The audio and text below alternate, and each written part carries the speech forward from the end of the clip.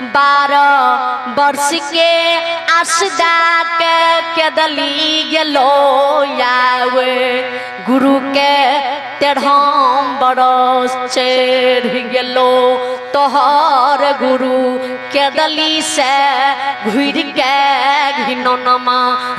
नहीं अइलो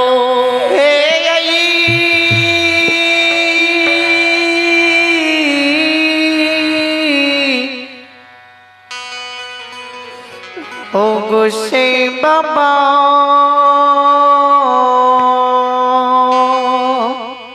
चंद्रावती काने जमीन पर ओघड़ावे चंद्रबली राजा भर भर पांजी पकड़ के संभाले आंख के आंसू पोछे दिल में धैर्य धरावे हे बियाही हे रानी जी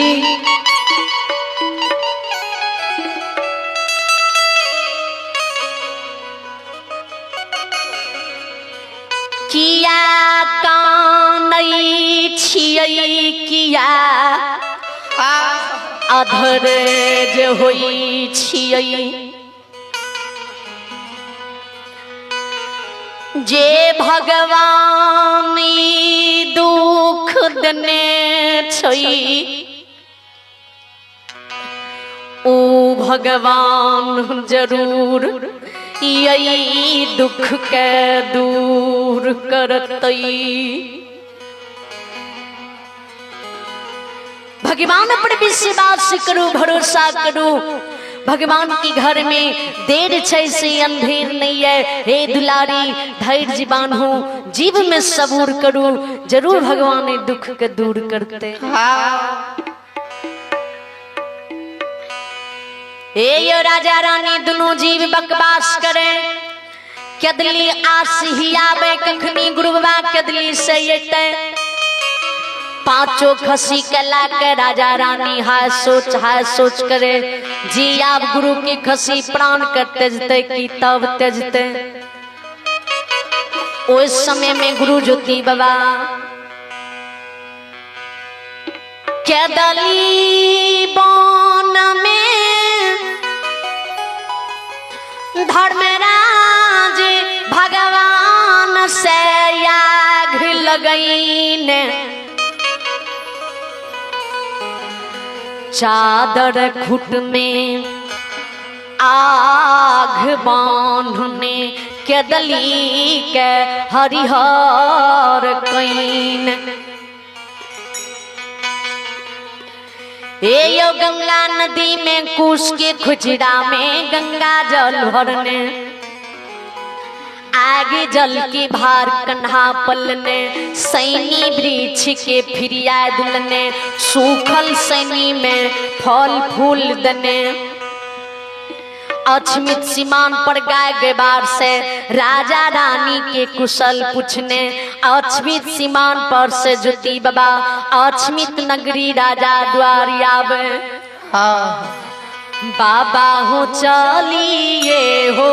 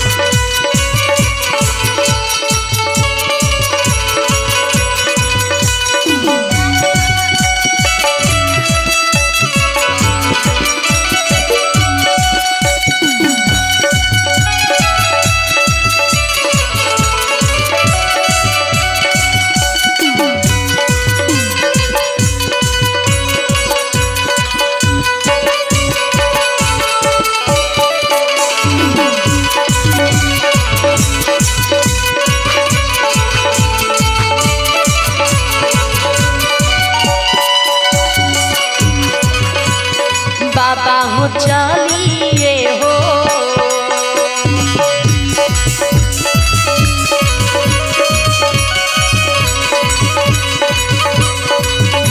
ज्योति की बाबा चलिए हो भेलई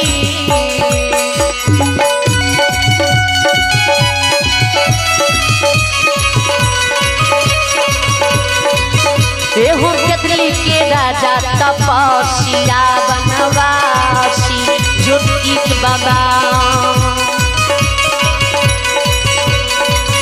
एहू जाय छलै अछमिति पूरा बिहुना नगर के बाबा यो चलिए यो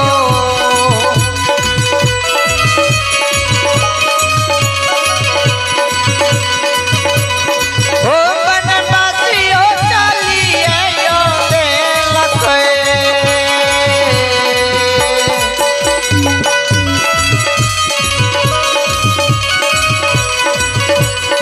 ज्योति का हो तपसिया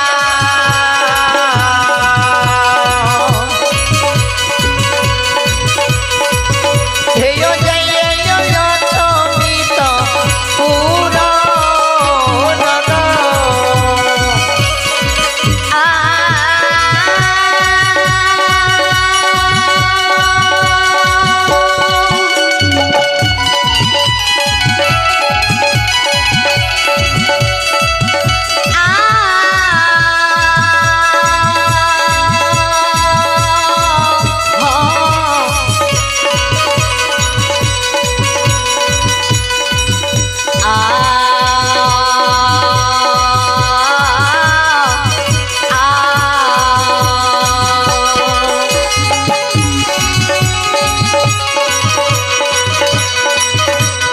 बाबा हो घरिए हो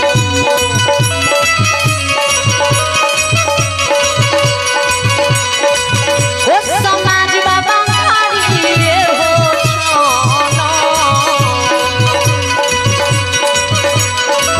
ओ चुटकी के बाबा घरिए हो छाना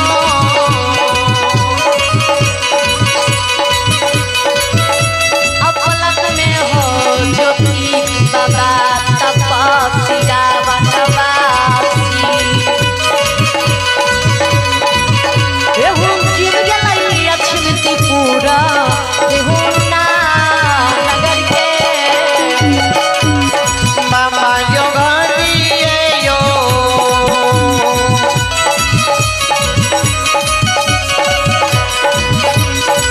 लीला घरिए यो छान में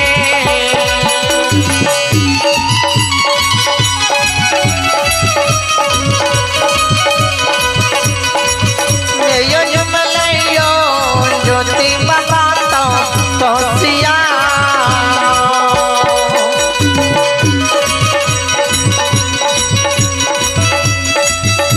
यो जमलैयो चमित हे यो नगर श्रोता में गया ज्योति बाबा अछमिति नगरी राजा चंद्रबल की द्वार पर पहुंचे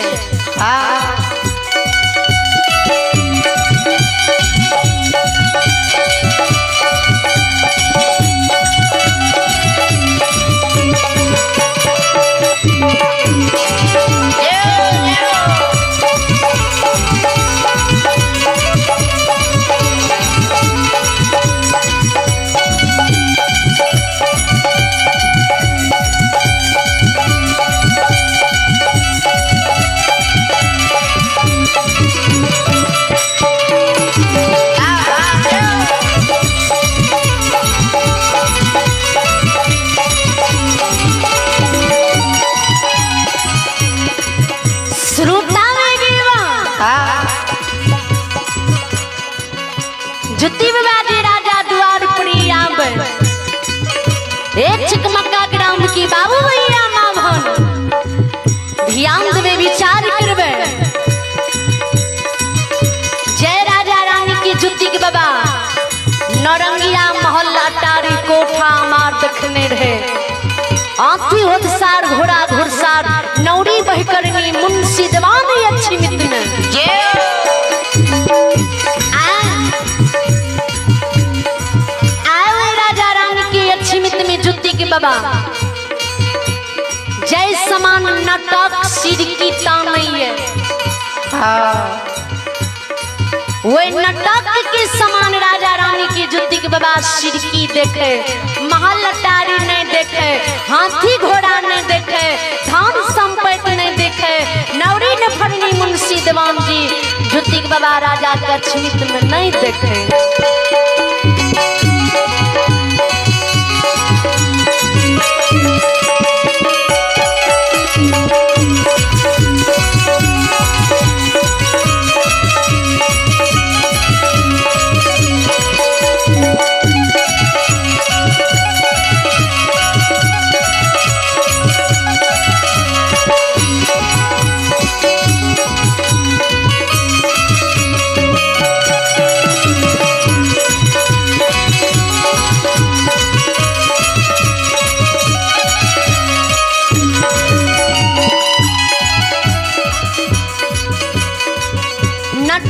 की समान जी सिर की ज्योति बाबा राजा के देखे,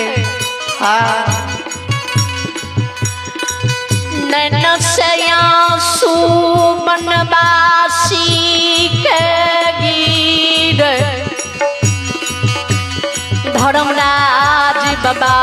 सजबाब करई हो ठाकुर जी। केहन दीन यदीन राजा के तू अक्षमित में कैला, जय राजा के महल अटारी देखने रहिए,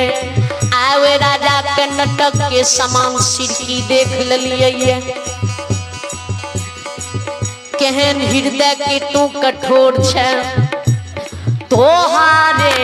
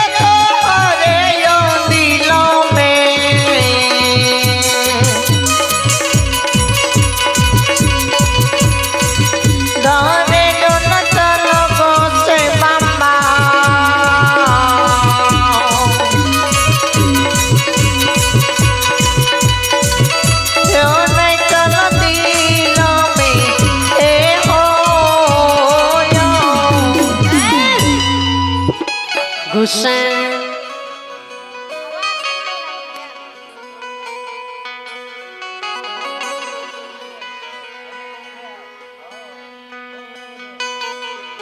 हो धर्मनाल बाबा,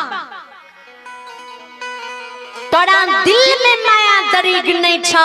तोड़ हृदय पत्थर के समान छा,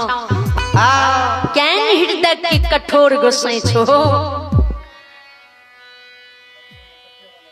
ज्योति बाबा काने कल पे आंख से आंसू गिरावे, चंद्रबली राजा नाम लाके द्वार पर पुकार करे, हो सत्यवादी हो राजा जी। घर छलियै की आंगन छलियै, राजा घर गिरही भवन से बाहर होवियो, जकर गुरु गोसैया के दली दुख भोग के दली से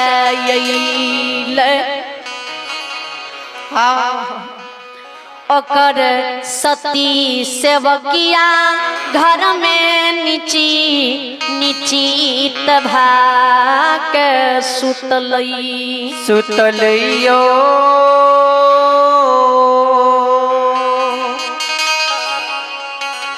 हे राजा रानी हमर शब्द सुनू विलम्ब नहीं करू अभिलम्ब हाँ घर गृह भवन से बाहर होइयो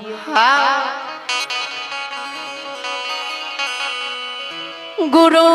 बाज जे चंद्रवली राजा सुनई दरबार मार सतवादी घर से बाहर हुई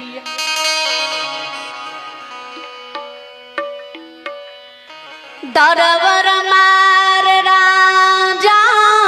गुरु लग में जाके खड़ा हुई नीचा ऊपर गुरु बाबा के लहारई गुरु मुख लहार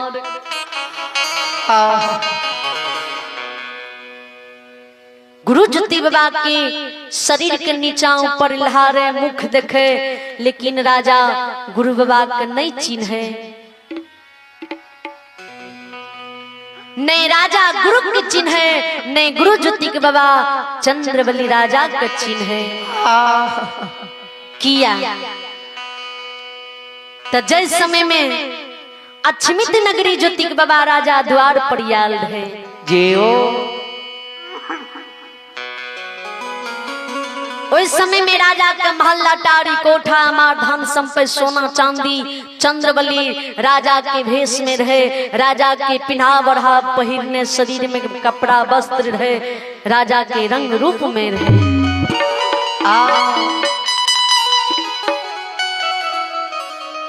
उस समय में ज्योति के बाबा का कंचन शरीर नहीं रहे कोई कुष्ठ फुटल रहे लहू पीज के पमार भय हन हन माछी दंदन पिलू करे नंगरा पिलू ज्योति बाबा के शरीर में खदवद करे 10 मन माछी ज्योति बाबा के शरीर पर भन भन करे आ राजा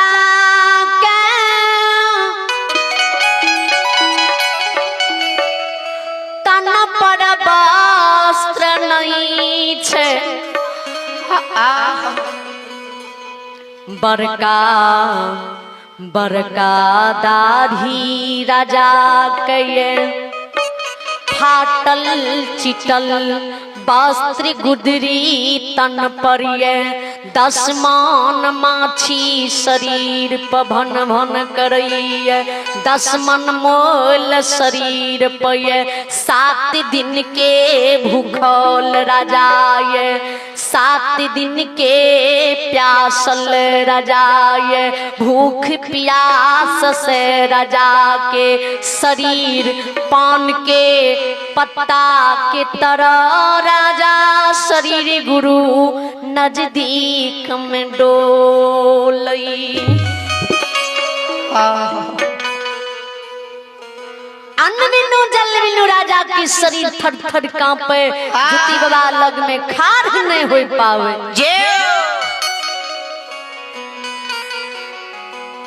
ज्योति बाबा के कंचन शरीर बनलिए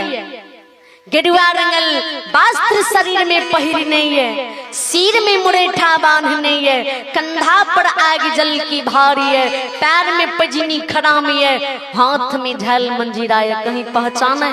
नहीं पहचान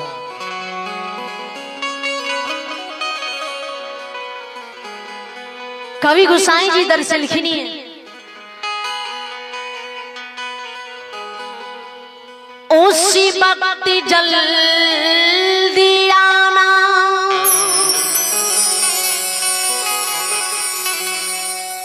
श्याम तुम भूल न जाना राधे को साथ भी प्राण तन से निकले निकले गोविंद नाम ले कर तब प्राण तन से निकले निकले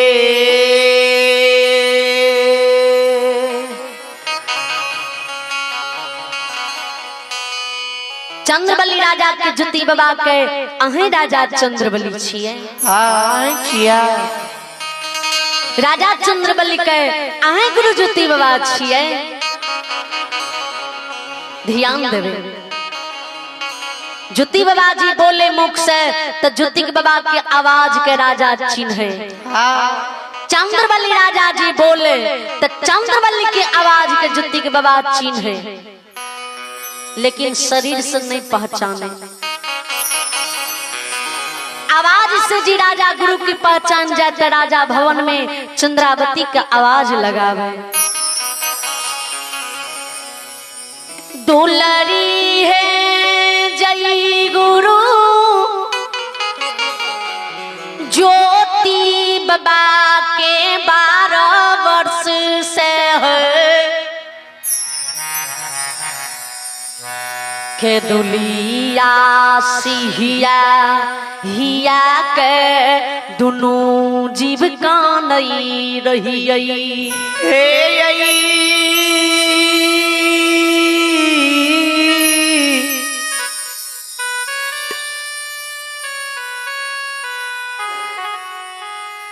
रानी जी याई गुरु बाबा के दिल्ली की दुख भोग के दिल्ली से घुर अपना द्वार अचमित नगरी अलिए लोटा मांझ के पवित्र जल यहाँ लियो थाली ला के घर से बाहर होबू राजा बानी के जो रानी सुने लोटा मांझ के पवित्र जल थाली ला के घर से बाहर हुए दरबार में ज्योति बाबा नजदीक चल जाए राजा रानी दोनों जीव मिल आए गुरु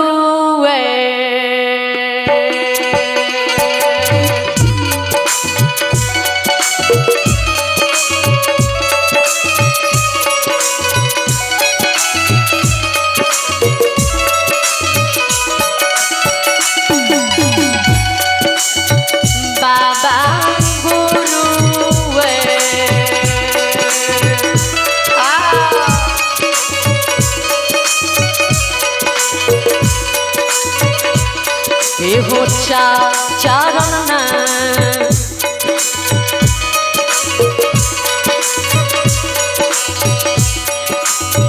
पखारिए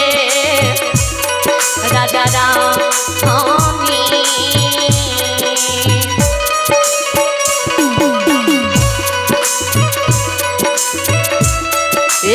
गुरु चरण लेला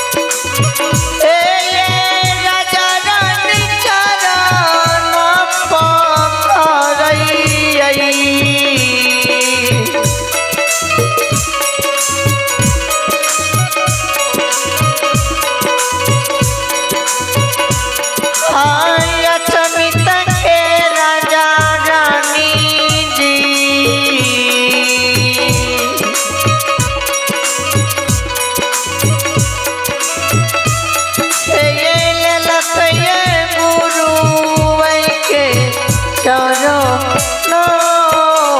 पे लगा। राजा रानी दोनों जीव गुरु बाबा के चरण पखारे, गुरु की चरणामृत उतार के राजा रानी मुख में पिए। चंद्रावती गुरु की चरणामृत मुख में पी, गुरु की चरणामृत घर द्वार महल अटारी में छीटे। चंद्रवली राजा एक धोती के दू टूक कहने रहे, ध्यान देवे। एक धोती की टुकड़ा राजा शरीर में पहिरने रहे, एक धोती की टुकड़ा राजा गमछा बना के कंधा पर लेने रहे।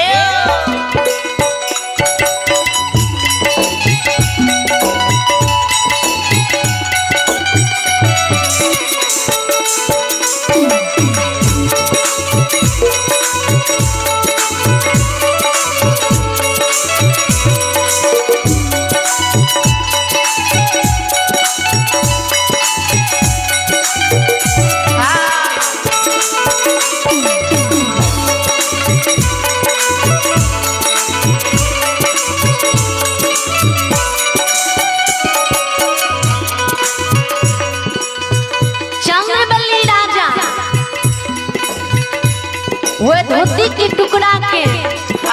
धर्मा घर के ओसार पर झाड़ के बिछा दे। ध्यान देवे। जय गुरु बाबा के राजा रानी रुइया के गलाचा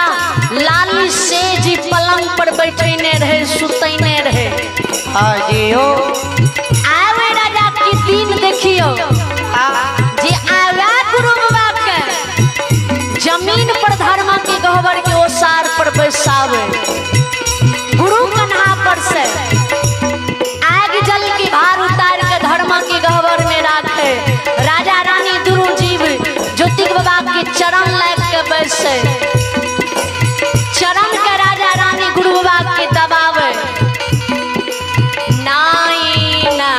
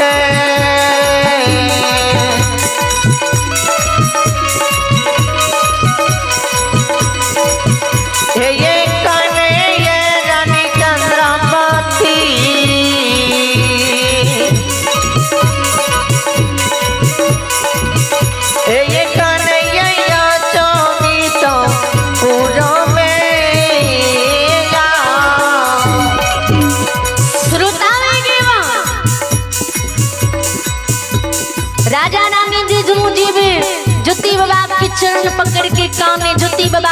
राजा रानी की व्यवहार देखे। ज्योति बाबा के हो सत्यवादी किया यहाँ चरण हमारे पकड़ के कान रहिए। चंद्रवली राजा रानी वही समय में ध्यान देवे, अपन दुख तकलीफ की कहानी भूल जाए। राजा रानी के गुरु बाबा की दुख की याद आवे, ज्योति के बाबा की राजा रानी का छिमित की कुशल पूछते, राजे रानी ज्योति बाबा के केतली की कुशल पूछे। गुरु बाबा